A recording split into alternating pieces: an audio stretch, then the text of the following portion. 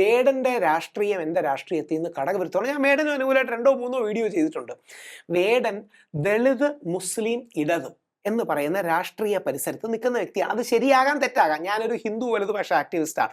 ഹിന്ദു ഐക്യം വേണമെന്നും നായരിയുടെ ഐക്യം വേണമെന്നും അല്ലെങ്കിൽ നമ്പൂതിരി മുതൽ നായാടി വരെയുള്ള ഐക്യം വേണമെന്നും വിശ്വസിക്കുന്ന ഹിന്ദു ഐക്യം, എന്നാൽ അതിനോടൊപ്പം മുസ്ലിം വിരോധം വേണ്ട, ഹിന്ദു മുസ്ലിം ക്രിസ്ത്യൻ ഐക്യം വേണ്ട എന്ന ഗാന്ധിയൻ ഹിന്ദു എന്ന് പറയുന്ന ഒരു ലൈനുള്ള വ്യക്തിയാണ് ഞാൻ. എൻ്റെ നേരെ വിരുദ്ധമാണ് വേടന്റെ ലൈൻ. വേടന്റെ ലൈൻ എന്ന് പറഞ്ഞാൽ ദളിത്, മുസ്ലിം, ഇടത് ഐക്യം, ആ ഓർഡറിൽ ആദ്യം ദളിത്, രണ്ടാമത് മുസ്ലിം, മൂന്നാമത് ഇടതും പരമാവധി ചേർത്ത് നിർത്താൻ നോക്കുന്നത് ആ സ്പേസ് ആണ്. അതുകൊണ്ടാണ് അവാർഡ് കൊടുക്കുന്നത്, അതുകൊണ്ടാണ് ഈ കേസും കാര്യങ്ങളൊക്കെ വരുന്നത്. എന്തുകൊണ്ടാണ് വേടൻ സപ്പോർട്ട് ചെയ്യപ്പെടുന്നത്? വേടൻ പറയുന്ന രാഷ്ട്രീയത്തോട് എനിക്ക് 1-2 അഭിപ്രായ വ്യത്യാസങ്ങളുണ്ട്. പക്ഷെ പ്രശ്നമെന്ന് പറഞ്ഞാൽ വേടനും ഒരു പുരുഷനാണ്, അവനെയും കൊടുക്കാൻ എളുപ്പമാണ്. കൊടുക്കാൻ ആരെയും ചെയ്യരുത്. ഞാൻ ഏറ്റവും സിമ്പിളായി ചോദിക്കാം. വേടന്റെ കാര്യത്തിൽ മഹാത്മാഗാന്ധി വേടന്റെ രാഷ്ട്രീയത്തോട് യോജിക്കാത്ത വ്യക്തിയാണ്. ശ്രീനാരായണ ഗുരുദേവൻ പക്ഷേ വേടന്റെ രാഷ്ട്രീയത്തോട് യോജിക്കാത്ത വ്യക്തിയാണ്. ഇന്ന് ഗുരുദേവനോ മഹാത്മാഗാന്ധിയോ ജീവിച്ചിരുന്നെങ്കിൽ അവരുടെ മുമ്പിൽ പോയി നമ്മൾ ചോദിക്കുകയാണ്, ഒരു പണി കൊടുത്താലാ വേടന്, അവർ സമ്മതിക്കൂ? ശ്രീനാരായണ ഗുരുദേവനോ ചട്ടമ്പി സ്വാമിയോ മഹാത്മാഗാന്ധിയോ മഹാത്മാ അയ്യങ്കാളിയോ ശിവാനന്ദ ഗുരുദേവനോ വിവേകാനന്ദ സ്വാമി ആരെങ്കിലും ജീവിച്ചിരിപ്പുണ്ടെന്ന് എന്നിരിക്കട്ടെ, അവരോട് ഒന്ന് പറയുകയാണ്, നമ്മൾ ഗുരുദേവ നമ്മുടെ രാഷ്ട്രീയത്തിനെതിരുള്ള രാഷ്ട്രീയമുള്ള ആളാണ്, നമുക്കൊരു പണി കൊടുത്താലോ എന്ന് പറഞ്ഞാൽ നമ്മുടെ ഗുരുദേവനോ മഹാത്മാഗാന്ധിയോ വിവേകാനന്ദനോ സംഭവിക്കും. എന്തുകൊണ്ടാണ്? മിനിമം എത്തിക്സ് അല്ലേ? വേടനെ രാഷ്ട്രീയപരമായിട്ട് എതിർക്കാം. ഇപ്പം വേടൻ കാശ്മീരി പണ്ഡിറ്റുകളെ കുറിച്ച് വേടൻ്റെ മറ്റേ ഭൂമി നല്ല വേടൻ്റെ കൃതി ഗംഭീരമാണ്. പക്ഷേ അതിൽ കാശ്മീരി പണ്ഡിറ്റുകളുടെ വേദന പറയുന്നേ ഇല്ല. 5 ലക്ഷത്തോളം കാശ്മീരി ഹിന്ദുക്കൾ കാശ്മീരിൽ നിന്ന് പോകേണ്ടി വന്നു എന്നാണ് കണക്ക്. 3, ചിലർ 3 പറയുന്നു, ചിലർ 5 പറയുന്നു, ചിലതിലും കൂട്ടി പറയുന്നു. എന്തായാലും ലക്ഷക്കണക്കിന് ഹിന്ദുക്കൾക്ക് പോകേണ്ടി വന്നു, കാര്യത്തിൽ തർക്കമില്ല. അപ്പോൾ കാശ്മീരി ഹിന്ദുക്കളുടെ കാര്യം വേടൻ പറയുന്നില്ല. ശരിയാണ്, വേടനുള്ള ആക്സസ് എന്ന് പറയുന്നത് ദളിത് മുസ്ലിമാണ് എന്ന് പറഞ്ഞ് വേടനെ കള്ളക്കേസ് കൊടുക്കണം. ഇപ്പൊ ആലോചിച്ച് നോക്കിയ രാഹുൽ മാങ്കൂട്ടത്തിൽ എന്നെ കുറിച്ച് ഹിന്ദു ഫാസിസത്തിന്റെ ചിരിക്കുന്ന മുഖം എന്ന് പറഞ്ഞു. നന്നായി, അവനൊരു പണി കിട്ടേണ്ടതുണ്ട് എന്ന് വിചാരിച്ചു കഴിഞ്ഞാൽ ഈ ലോകം നിൽക്കൂ.